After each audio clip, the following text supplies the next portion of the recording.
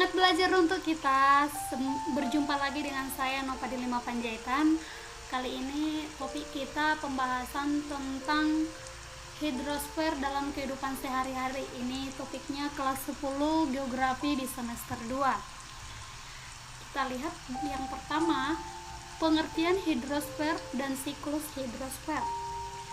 Hidrosfer berasal dari kata hidro yang artinya air dan syaira yang artinya lapisan. Jadi, hidrosfer dapat diartikan sebagai lapisan yang ada di dalam bumi. Jadi, lapisan air yang ada di dalam bumi ini bisa meliputi lautan, perairan darat, air tanah, es, dan salju yang ada di lapisan atmosfer. Dari seluruh air yang ada di bumi, terdapat kurang lebih 97,2% yang merupakan air laut, dan sisanya air tawar, yaitu kurang lebih sekitar 2,8%. Oleh karena itu, jadi bisa kita ketahui bahwa air tawar itu sangat sedikit, yang artinya di sana ya kita harus menjaga yang namanya kelestarian atau ketersediaan air tawar. Supaya air ini bisa kita gunakan dalam kehidupan yang berlanjut. Artinya penggunaannya secara hemat, jangan berlebih, gitu ya. Kita lanjut siklus air. Siklus air itu ada 3 macam, nanti kita jelasin satu persatu.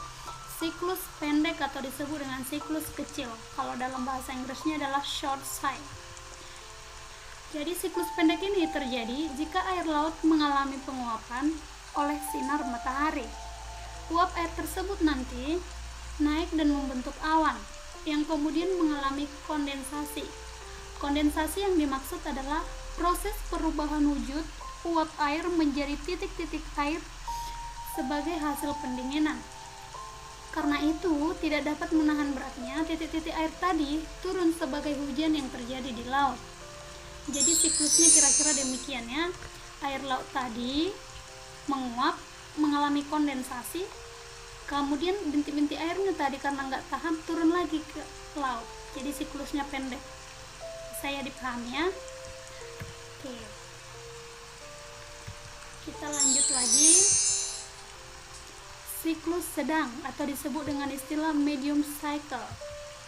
Jadi, siklus ini terjadi jika air laut mengalami penguapan oleh sinar matahari. Angin membawa uap air tersebut ke arah daratan. Pada ketinggian tertentu, uap air mengalami kondensasi, sehingga terjadi hujan di darat. Air hujan yang jauh meresap ke dalam tanah dan kembali lagi ke laut. Saya dipahami ya, gambarnya kira-kira seperti ini. Air laut tadi mengalami penguapan, ya, mengalami penguapan kondensasi, bintik-bintik air, mengalami hujan. Hujan bukan di lautnya, tetapi di daerah jauh, ya. Kemudian turun hujannya ke daratan, pemukiman juga bisa lah. Setelahnya air tersebut mengalir lagi ke laut, gitu ya. Bisa dipahami ya. Itu namanya siklus medium atau siklus sedang. Kita lanjut lagi. Siklus panjang atau disebut dengan siklus besar. Dalam bahasa Inggrisnya long cycle. Long cycle ini, siklus panjang terjadi jika uap air laut mengalami kondensasi. Uap air atau awan terbawa angin menuju daratan hingga pegunungan tinggi, yang artinya ini terbawa jauh ya. Oleh karena pengaruh suhu, uap air berubah menjadi kristal-kristal es atau salju yang membentuk gletser, kemudian mengalir masuk ke sungai dan akhirnya kembali ke laut. Oke. Selama berlangsurnya dari hidrologi, yaitu perjalanan air dari permukaan laut ke atmosfer, kemudian ke permukaan tanah, dan kembali lagi ke laut yang tidak pernah berhenti. Air yang akan tertahan di sungai, danau, waduk, dan dalam tanah dapat dimanfaatkan oleh manusia atau makhluk hidup. Jadi kira-kira gimana gambarannya itu? Kira-kira seperti ini ya. Hampir sama dengan yang sedang tadi, cuman dia bedanya air yang dari laut penguapan mengalami kondensasi, kemudian dia terbawa oleh awan nih. Jadi dia tadi Kalau siklus sedang dia hanya di sekitaran sini gitu ya, pemukiman ini bisa jauh, bisa nanti ini antar pulau, yang artinya dia terbawa jauh. Dan setelah terbawa jauh nanti bisa ke pemukiman, bisa ke waduk, bisa ke danau. Dan ujungnya memang berlabuh juga nanti ke laut, tapi dia dalam proses yang sangat panjang dan lama. Karena dia berhenti di sungai, berhenti di waduk, yang dari waduk dan sungai ini nanti yang kemudian mengalir lagi ke laut. Jadi prosesnya panjang gitu ya.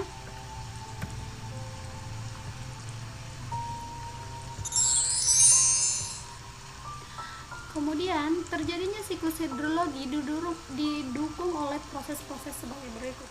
Jadi ada beberapa faktor yang mempengaruhi terjadinya proses siklus hidrologi atau siklus air gitu ya. Yang pertama disebut dengan istilah evaporasi atau disebut dengan penguapan dari badan air secara langsung. Sementara untuk transpirasi yaitu penguapan air yang terkandung di dalam tumbuhan. Kemudian respirasi yaitu penguapan air dari tubuh hewan dan manusia. Kalau dia yang disebut dengan evapotranspirasi yaitu perpaduan evaporasi dan transpirasi. Sementara kondensasi yaitu proses perubahan wujud uap air menjadi titik-titik air sebagai hasil pendinginan. Presipitasi yaitu segala bentuk curahan atau hujan dari atmosfer ke bumi yang meliputi hujan air, hujan es, dan hujan salju. Dan untuk infiltrasi yaitu air yang jatuh ke permukaan tanah dan meresap ke dalam tanah. Dan untuk perkolasi yaitu air yang meresap terus sampai ke dalam tertentu hingga mencapai air tanah atau disebut dengan groundwater. Untuk runoff yaitu air yang mengalami di atas permukaan tanah melalui parit, sungai hingga menuju ke laut. Bagaimana peranan perairan darat dan pemanfaatannya? Jadi perairan darat ini yang pertama kita bahas dari air permukaan. Air permukaan ini merupakan tempatnya itu pas di permukaan tanah. Jadi contohnya itu sungai, danau, dan rawa. Jadi ini adalah air permukaan yang artinya yang bisa kita lihat. Yang bisa kita lihat dan bisa kita sentuh gitu ya. Kemudian air sungai yaitu aliran sungai air tawar yang bersumber dari alamiah daratan yang menuju dan bermuara ke danau, laut, samudera, dan sungai yang lebih besar, yang artinya semua aliran sungai ini pada akhirnya nanti akan mengalir ke danau, laut, dan samudera gitu ya. Jadi ini adalah contoh gambar sungai. Jadi air sungai ini nanti berhulu bisa aja dia sampai ke danau, bisa ke laut, tergantung daerah sekitarnya gitu ya. Manfaat sungai. Sungai memiliki banyak manfaat, udah pasti gitu ya. Kita lihat untuk makhluk hidup, contohnya manusia, hewan, dan tumbuhan. Kita lihat dari segi irigasi atau pengairan, ini untuk kehidupan manusia. Jadi khusus di daerah kering, orang yang membutuhkan air untuk mengairi sawah. Dalam sistem pertanian intensif ini juga dilakukan di daerah basah, perlu pengairan yang memperoleh panen untuk hasil yang lebih menguntungkan gitu ya. Kemudian sumber tenaga sebagai penggerak turbin yang dihubungkan dengan generator sehingga menghasilkan pembangkit listrik tenaga air atau disebut dengan istilah PLTA. Selanjutnya keperluan untuk domestik, apa saja itu? Yaitu kebutuhan primer atau disebut dengan kebutuhan rumah tangga. Contohnya, kita gunakan sebagai air minum, memasak, mencuci, dan mandi, dan juga sebagai menyiram tanaman dan rumput tanam hias. Selanjutnya, sebagai sumber penghasil bahan makanan mentah. Contohnya, ikan dan udang adalah tempat mandinya itu atau tempat hidupnya itu adalah di sungai. Ya. Kemudian transportasi atau sarana perhubungan. Jadi sungai juga bisa kita jadikan sebagai sarana perhubungan. Contohnya, kalau kita menyeberang dari satu tempat ke tempat lain kan bisa kita gunakan jembatan atau menggunakan sampan gitu ya. Kemudian jenis-jenis sungai berdasarkan sumber airnya. Kalau dia sungai hujan, yaitu sungai yang alirannya berasal dari air hujan. Sebagian besar di Indonesia yang pasti merupakan air sungai hujan. Kemudian sungai gletser, yaitu adalah hasil dari pencairan es, yaitu sungai yang airnya berasal dari pelelehan es. Contohnya bagian hulu Sungai Mandromo atau di Papua. Selanjutnya yang ketiga adalah sungai campuran, yaitu sungai yang berasal dari campuran air hujan dan air gletser. Contohnya bagian hilir Sungai Membrano dan hilir Sungai Digul. Jadi ini adalah contoh, bisa kita lihat ya, contoh sungai hujan. Jadi bisa ya dibedakannya. Jadi kalau datang hujan ini mengalir deras. Jadi semakin tinggi curah hujan, airnya ini akan semakin besar dia keluar. Gitu ya. Dan ini mengalir kalau musim hujan. Gitu ya. Lanjut. Ini adalah contoh sungai gletser. Jadi memang dia benar-benar terdapat es. Jadi ini airnya ini sangat dingin ya, karena dia mengandung es. Dan ini adalah air campuran. Air campuran itu adalah perpaduan dari es dan juga air hujan, gitu ya. Oke, kita lanjutkan. Berdasarkan letaknya, yang pertama bagian hulu. Bagian ini adalah kawasan hulu yang berperan selain tempat penyedia air untuk dialirkan ke daerah hilirnya bagi kepentingan pertanian, industri, dan pemukiman, juga berperan sebagai penyeimbang ekosistem untuk sistem penunjang kehidupan. Bagian hulu memiliki karakteristik arus sungai deras, arah erosi ke dasar sungai atau disebut dengan erosi vertikal. Lembahnya curam yang berbentuk V, kadang-kadang terdapat di air terjun.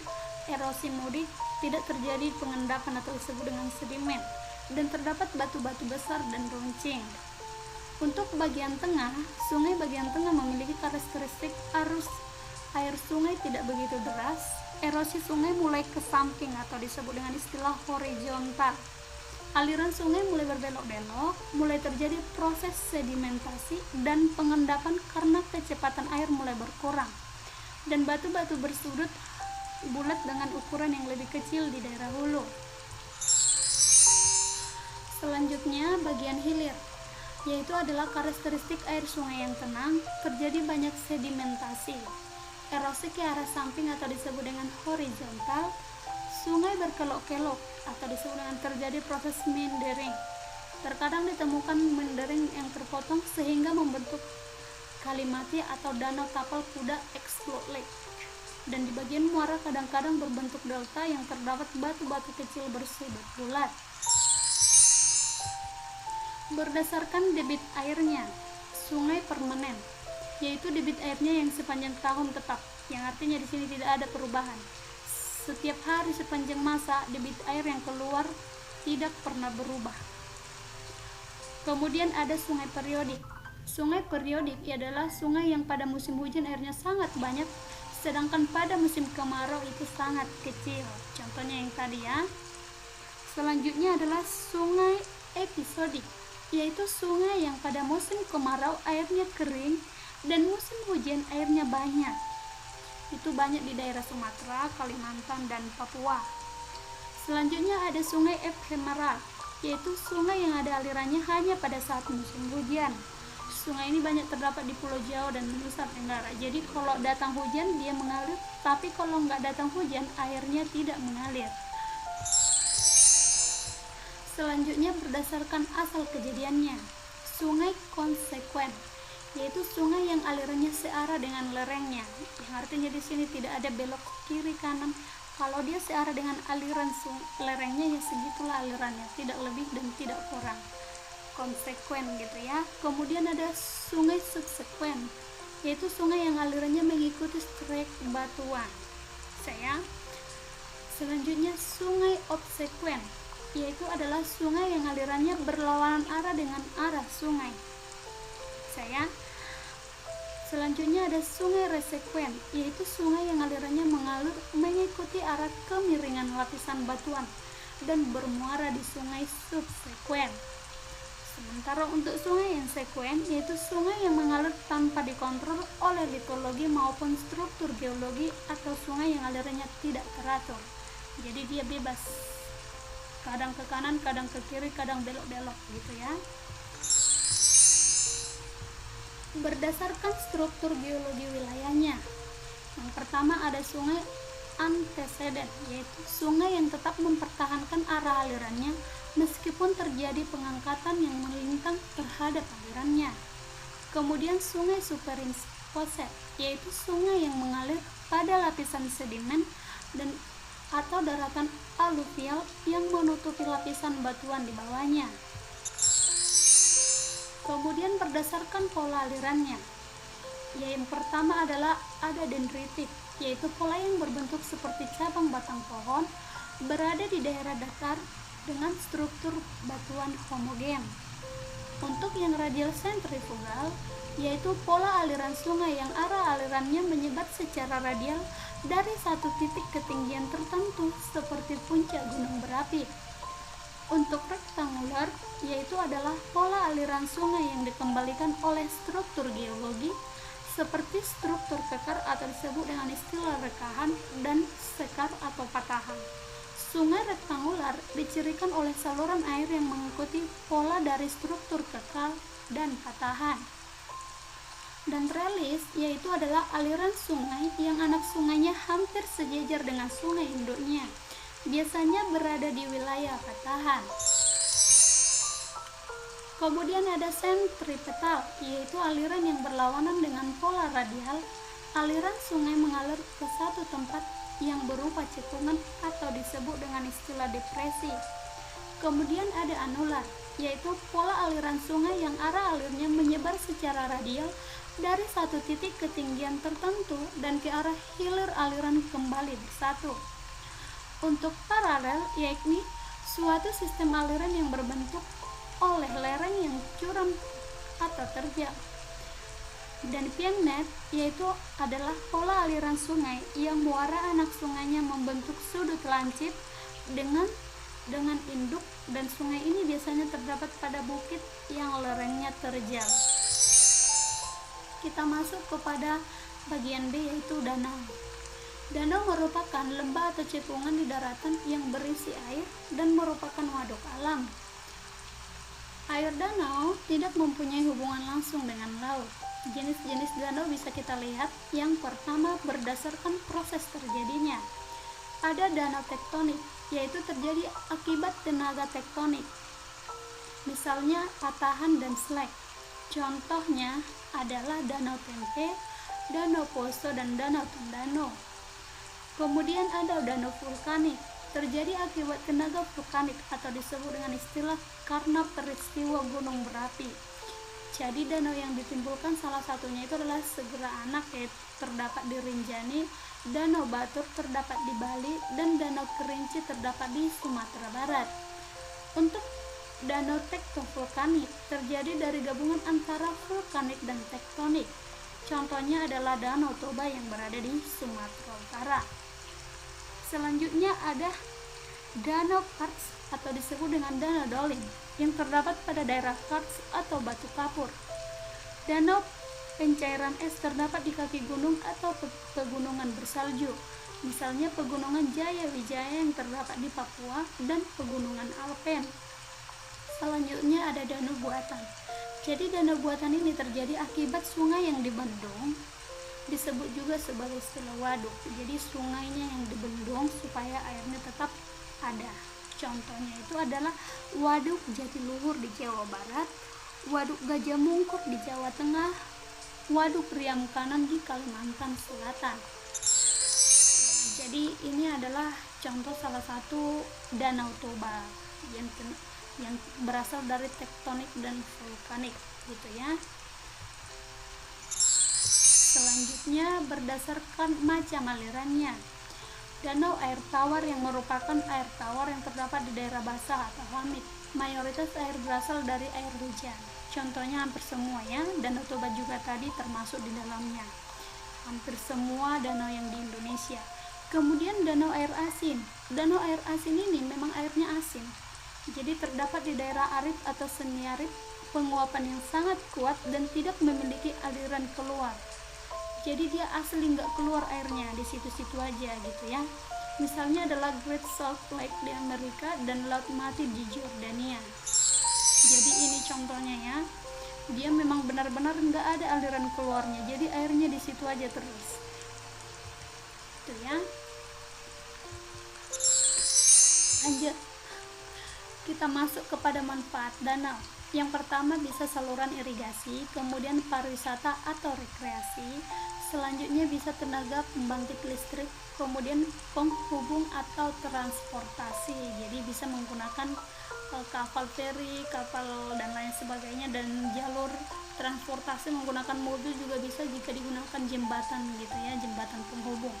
Kemudian perikanan berarti budidaya ikan, wahana olahraga juga bisa untuk berenang dan lain sebagainya. Oke, kita masuk kepada bagian C, yaitu rawa.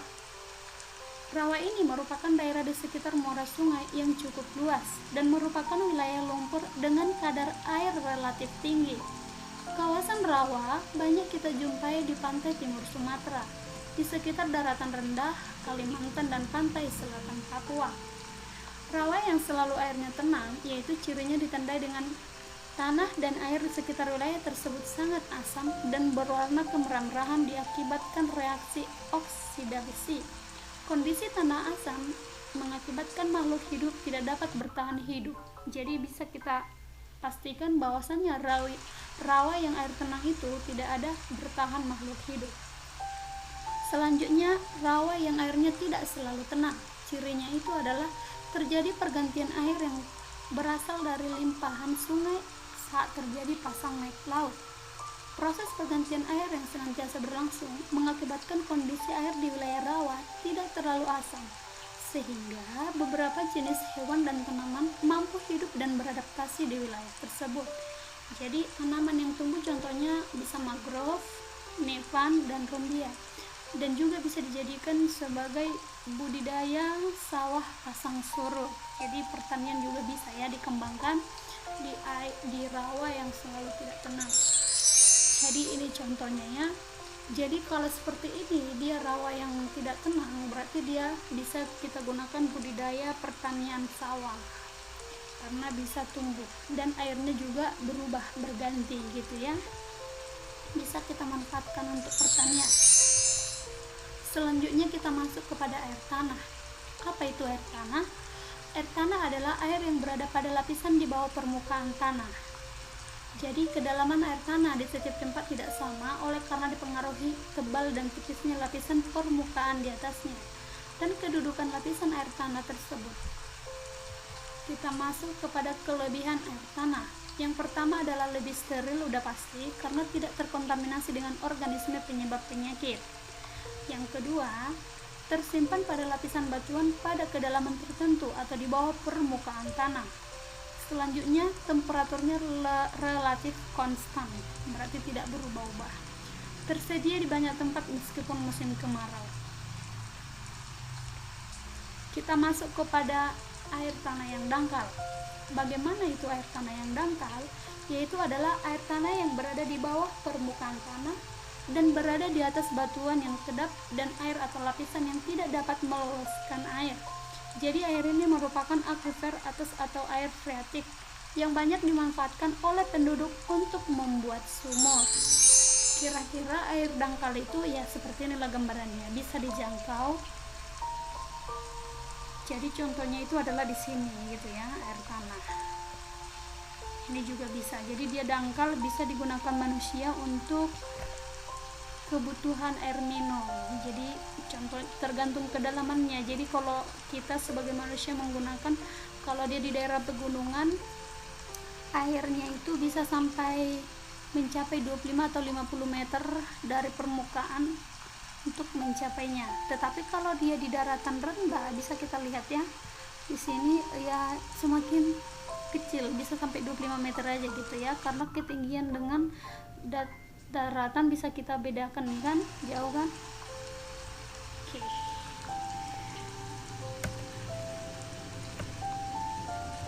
Kita masuk kepada yang selanjutnya, air tanah dalam, yaitu merupakan air tanah yang berada di bawah lapisan air tanah dangkal dan berada di antara lapisan kedap air.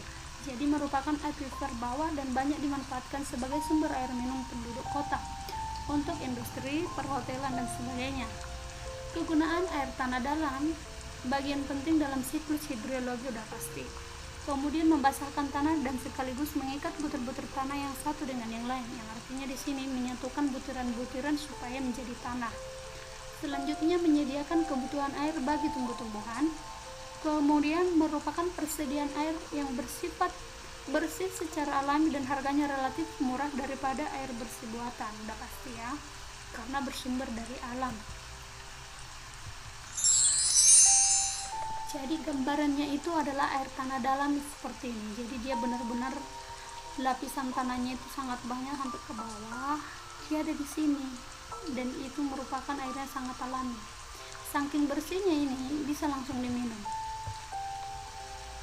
Gitu ya. Jadi ini adalah pompanya untuk menarik airnya. Jadi kalau sekarang manusia udah menggunakan bor gitu ya. Jadi ditarik menggunakan sahnya dan dengan kedalaman ada yang 50 meter, ada yang 60, ada yang 35 tergantung kedalamannya gitu ya.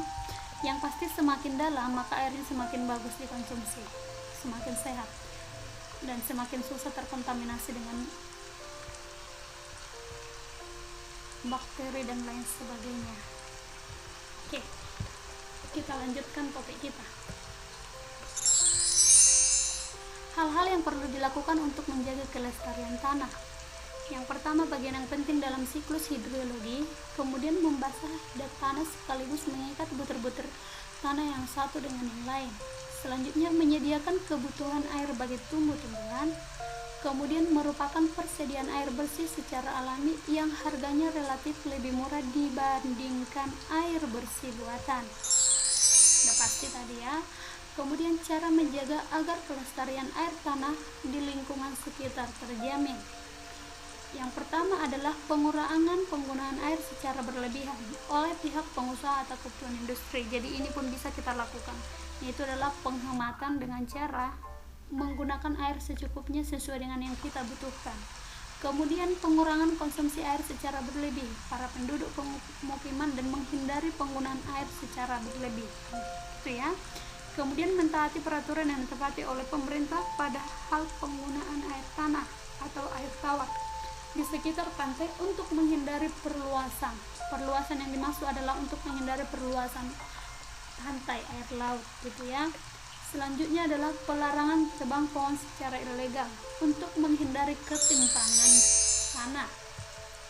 Kita masuk kepada konversi atau perubahan penggunaan lahan dalam satu daerah aliran sungai yang harus diperhitungkan dampak dan manfaatnya. Selanjutnya, membuat sumur resapan khususnya di kota-kota yang padat pemukimannya. Kemudian pelaksanaan analisis mengenai dampak lingkungan atau disebut dengan AMDAL diperketat khususnya terhadap tanah, terhadap rencana pembangunan. Selanjutnya, pembuangan atau kontaminasi limbah terhadap air tanah agar dihindarkan. Kemudian baik limbah domestik yang dari masyarakat tadi maupun limbah industri. Kita masuk kepada perairan laut dan potensinya. Perairan laut merupakan seluruh badan air yang terdapat di lautan. Pada umumnya, perairan laut mempunyai kadar garam yang lebih tinggi dibandingkan perairan darat. Kita masuk kepada jenis-jenis perairan laut. Yang pertama menurut sebab terjadinya, yaitu adalah laut ingresi. Merupakan laut yang terjadi karena penurunan dasar laut dengan kedalaman 200 meter lebih. Contohnya adalah Laut Karibia, Laut Tengah, Laut Jepang, Laut Maluku, dan Laut Sulawesi. Kemudian ada Laut Transgresi, yaitu adalah laut yang terjadi karena peninggian pemukiman air laut yang memiliki kedalaman kurang dari 200 meter. Contohnya Laut Jawa, Laut Cina Selatan, dan Laut Arafura. Selanjutnya laut regresi, yaitu adalah laut yang ada karena proses sedimentasi lumpur daratan yang masuk ke laut akibat erosi daratan. Jadi jenis-jenis laut inilah ya, gambar permukaannya gimana, hampir sama dengan Danau Toba, hanya saja bedanya dengan danau, airnya ini udah pasti lebih luas dan lebih asin. Kalau air danau tadi memang ada yang asin, tetapi beda dia dengan air laut. Ya.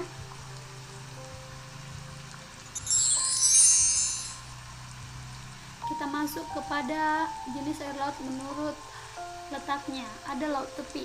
Laut tepi yaitu adalah laut di tepi benua. Contohnya Laut Cina Selatan yang dipisahkan oleh Kepulauan Indonesia dan Kepulauan Filipina. Untuk laut kedalaman yaitu adalah laut yang dikelilingi oleh daratan benua yang hampir seluruhnya terkepung benua. Contohnya Laut Kaspia, Laut Hitam, dan Laut Mati. Dan untuk laut tengah yaitu laut yang ada di tengah-tengah benua. Contohnya adalah danau benua Asia, Afrika, dan Eropa. Laut es utara di antara benua Asia dengan Amerika, dan lain sebagainya. Kita masuk kepada berdasarkan kedalamannya.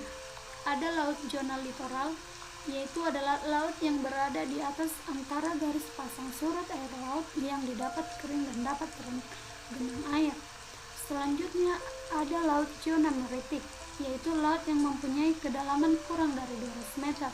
Sementara laut zona batial adalah laut yang memiliki kedalaman antara 200 hingga 1800 meter. Dan laut zona aksial merupakan air laut yang memiliki kedalaman lebih dari 1800 meter. Selanjutnya, macam-macam jenis perairan laut yang memiliki banyak mineral dan memiliki banyak manfaat. Contohnya adalah timah. Timah untuk kebutuhan industri peluru dan lapis kaleng. Dan garam fungsinya sebagai pengawet ikan dan juga penyedap makanan.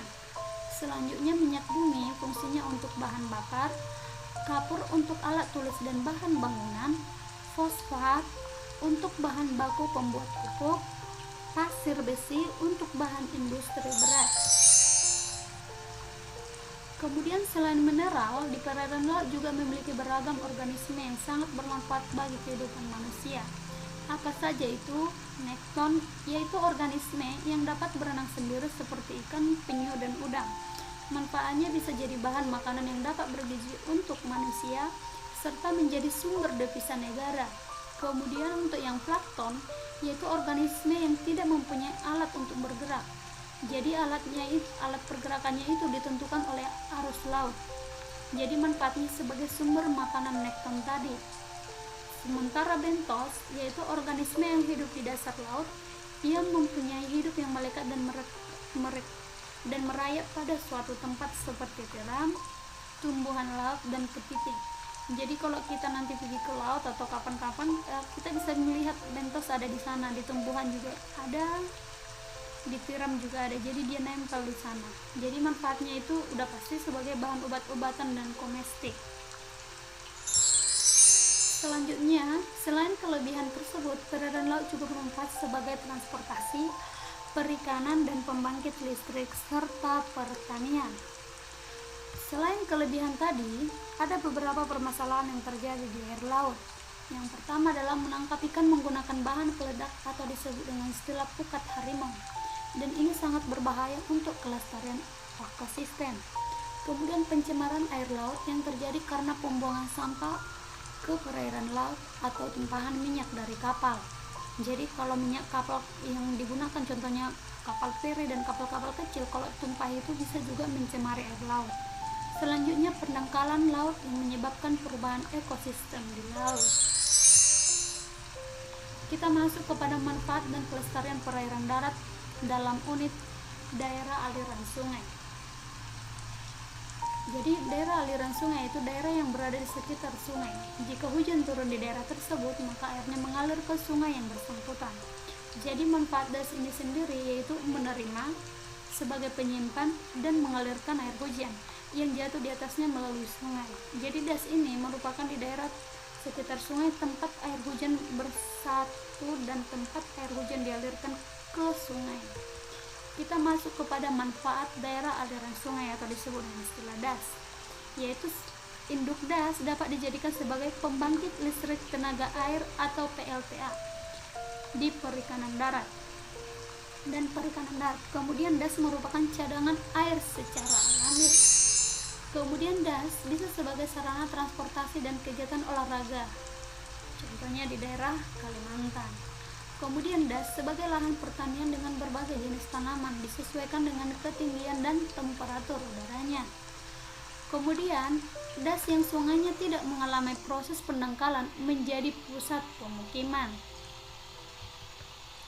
Untuk das yang merupakan daerah irigasi yang mapan, selanjutnya dari segi estetika das sebagai daerah wisata, jadi bisa dijadikan sebagai objek wisata. Kemudian das tengah dan das hilir di daerah pegunungan rendah dan daratan rendah pantai umumnya bertahan aluvial, dan di Indonesia semacam itu berupa bentang persawahan yang luas dan merupakan lahan palawija sejenis tanaman udara tanah seperti tebu, kelapa, dan buah-buahan. Gejala-gejala daerah aliran sungai yang rusak, yaitu lahan pertanian di lingkungan sekitar bertanah kritis, gundul, dan tandus. Kemudian kawasan hutan di hulu rusak. Gejala-gejala pendangkalan sungai yang cepat ditandai dengan seringnya banjir yang menggenangi das selama berminggu-minggu. Kemudian terbentuknya delta atau disebut dengan daerah aluvial di daerah hilir. Daratan pantai bertambah luas dan terbentuknya endapan yang terjadi di kanan kiri sungai. Jadi bisa ya kita pahami. Selanjutnya di sekitar das menjadi tempat pemukiman padat penduduk. Selanjutnya usaha untuk memulihkan das,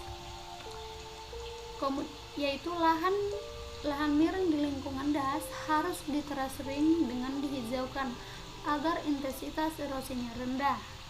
Selanjutnya, hutan di das harus terjamin kelestariannya. Bagian-bagian kawasan hutan produksi setelah dimanfaatkan harus segera direboisasi. Artinya adalah yang udah tadi dimanfaatkan langsung ditanami pohon kembali. Kemudian, das harus bebas dari pencemaran limbah industri. Jangan membuang limbah sembarangan ke daerah aliran sungai. Kemudian, larangan penebangan hutan udah pasti. Kemudian, pembatasan daerah sekitar untuk pemukiman penduduk. Jadi, kalau sekitar daerah aliran sungai juga tidak disarankan untuk membangun perumahan dekat sekitarnya gitu ya. Kemudian, selain usaha tersebut diperlukan juga pengelolaan das yang merupakan suatu bentuk pengembangan wilayah yang menempatkan das sebagai suatu unit pengelola wilayah yang menempatkan das sebagai sumber daya alam yang secara umum untuk mencapai tujuan peningkatan produksi pertanian, kehutanan yang optimal dan berkelanjutan atau disebut dengan istilah lestari, dengan upaya menekankan kerusakan seminim mungkin agar distribusi aliran air sungai yang berasal dari das dapat merata sepanjang tahun. Kita lihat batasan-batasan das berdasarkan fungsinya, yaitu das bagian hulu didasarkan pada fungsi konservasi yang dikelola untuk mempertahankan kondisi lingkungan das agar tidak terdegradasi dan dapat diindikasi dari kualitas air, kondisi tumpukan vegetasi lahan das, kemampuan menyimpan air, dan curah hujan. Sementara das bagian tengah didasarkan pada fungsi pemanfaatan air sungai yang dikelola untuk dapat memberikan manfaat bagi kepentingan sosial dan ekonomi. Antara lain dapat diindikasi dari kuantitas air, berarti jumlahnya gitu ya. Kemudian kualitasnya juga, kemampuan menyalurkan dan ketinggian muka air tanah, serta terkait pada prasarana pengairan seperti pengolah sungai dan waduk dan danau. Kemudian das bagian hilir didasarkan pada fungsi pemanfaatan air sungai yang dikelola untuk dapat memberikan manfaat bagi kepentingan sosial dan ekonomi. Fungsi ini diindikasi melalui kuantitas dan kualitas air, kemampuan menyalurkan air, ketinggian curah hujan, dan terkait untuk kebutuhan pertanian, air bersih, serta pengelolaan air limbah. Kita masuk bagian yang kelima, pemanfaatan dan pelestarian wilayah laut. Jadi manfaat laut udah tahu kita bahwasanya ya beberapa bagian akan dipaparkan yang merupakan prasarana lalu lintas air yang sudah ada dan sejak zaman dulu gitu ya. Selanjutnya sebagai lahan pertanian laut atau disebut dengan istilah revolusi biru, terbagi dan juga bisa dibagi menjadi pembangkit tenaga sebagai pengatur iklim, lahan perikanan, pertahanan dan keamanan, dan bahan dasar pembuatan garam mineral. Tempat rekreasi juga bisa dan menjadi pilihan masyarakat atau kita lah sebagai berlibur atau tempat wisata. Bagaimana upaya melestarikan laut dan pantai? Bisa kita lakukan dengan cara melakukan reklamasi pantai dengan menanam kembali tanaman bakau di areal sekitar pantai yang menjadi nanti tempat hidup dan berlindung biota. Kemudian melarang pengambilan batu karang yang ada di sekitar pantai maupun di dasar laut, karena karang tersebut merupakan habitat ikan dan tanaman laut. Kemudian pelarangan pemakaian bahan peledak, bahan kimia, pemakai pukat harimau untuk mencari ikan, karena itu sangat mengganggu ekosistem di laut. Selanjutnya membudidayakan terumbu karang, menjaga kebersihan air laut dengan cara tidak boleh membuang sampah dengan sembarangan, melakukan daur ulang sampah industri sebelum dibuang ke sungai atau air laut. Jadi kalau industri melakukan pembuangan limbah jangan ke sungai, daur ulang dulu, gitu ya.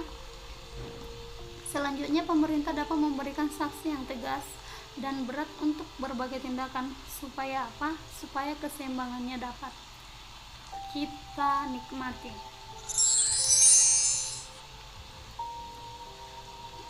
Kita masuk kepada Balai Pengelolaan dan Pusat Penelitian Oceanografi.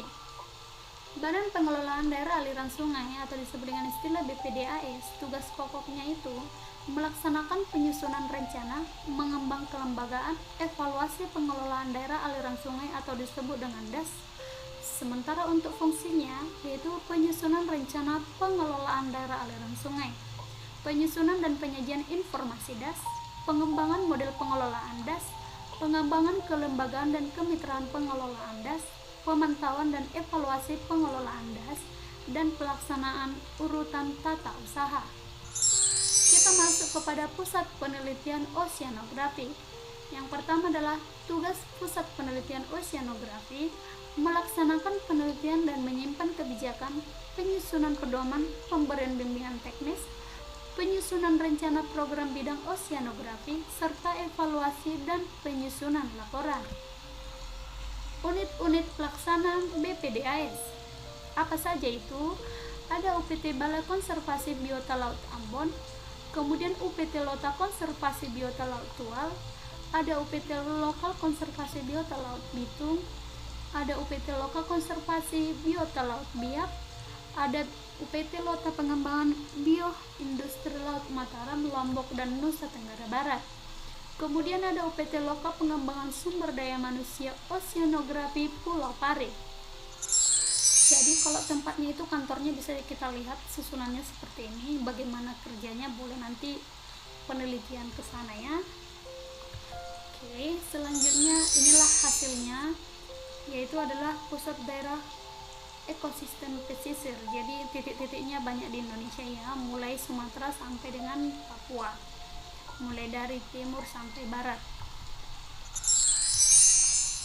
Kita masuk kepada fungsi Pusat Penelitian Oceanografi, yaitu adalah penyimpanan bahan perumusan kebijakan penelitian bidang oceanografi, bisa sebagai pemantau pemanfaatan hasil penelitian bidang oceanografi, penyusunan rencana, program dan pelaksanaan penelitian bidang oceanografi, pelayanan jasa ilmu pengetahuan dan teknologi bidang oceanografi.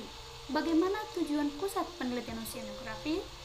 Yaitu adalah mencapai hasil penelitian yang optimal di bidang oceanografi untuk memanfaatkan sumber daya perairan laut yang berkelanjutan untuk sebesar-besarnya kesejahteraan masyarakat dengan menggunakan ilmu pengetahuan dan teknologi.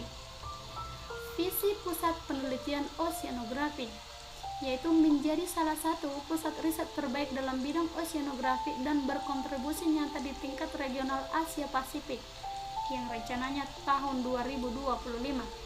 Kemudian UPT Lokal Konservasi Biota Laut Bitung, UPT Lokal Konservasi Biota Laut Biak, UPT Lota Pengembangan Bioindustri di Laut Mataram dan Lombok dan Nusa Tenggara Barat.